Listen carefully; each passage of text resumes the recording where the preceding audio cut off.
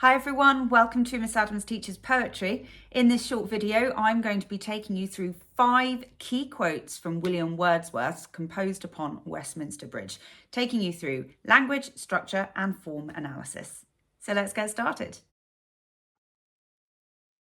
Okay, our first quote, this is our opening line of the poem. Earth has not anything to show more fair. Let's start off with the fact that the earth is personified. The earth is showing off London, suggesting that the earth feels proud in what it has to offer. We've got the comparative adjective here, more fair, as in there is nothing more fair than the city. So again, they're using the comparative adjective, emphasizes the beauty of the city in this moment.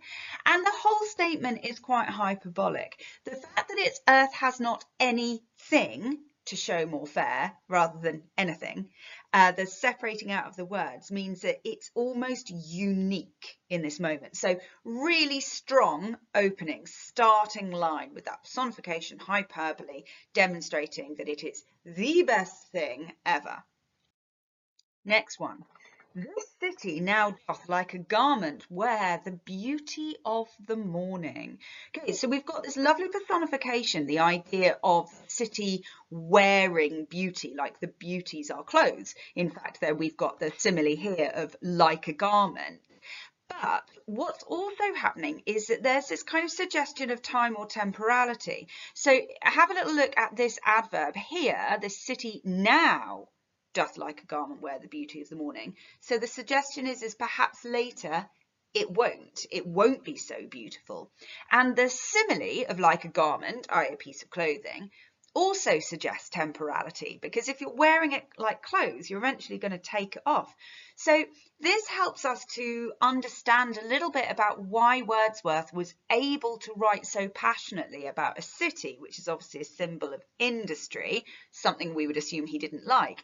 And it's because it's so early in the morning that actually all of those dreadful things about industry aren't sort of in front of him. There's no smoke billowing out of the chimneys at this moment. So that's why he can see it as so beautiful. He demonstrates this beauty further when he says, ships, towers, domes, theatres and temples lie open unto the fields and to the sky. So we've got this asynthetic listing creating a sort of semantic field of industry here, but it's juxtaposed then with these images of nature about the fields and the sky. But actually, if you look at the line structure, ships, towers, domes, theatres and temples lie open unto the field. So this lovely little bit of enjambment here, run online, suggests that the industry and nature are kind of united. They complement each other in this moment. Okay, so this line is the beginning, or this 2 lines, is at the beginning of the sestet, i.e. this is the volta, okay? Never did sun more beautifully steep in his first splendour, valley, rock or hill. Now, this word here, hyperbaton, this is a little bit high level. Hyperbaton is when you change the order of the syntax of a kind of a sentence or utterance. Sometimes you might call it inverted syntax. If you couldn't come up with the word, you might just say Wordsworth changes the traditional order of the sentence, because by starting with never did sun more beautifully steep rather than the sun never did more beautifully steep. So he's messing around with the word order, and the reason for that is to demonstrate just how unusual it is that this is a unique occurrence. So never did sun more beautifully steep in his first splendour, valley, rock or hill. So this lovely triad here we've got, which is about nature. His first splendour, we're talking about God. So this is another moment of quite extraordinary hyperbole, because he's saying that the sun and God has never looked down so beautifully on anything other than the city, even valley, rock or hill, aspects of nature. And this is why this is opening up the sestet. This is what we mean by it being a volta. It's a shift from the kind of description of the industry to actually the way that God and nature responds to it. Getting towards the end, these are the last two lines of the poem.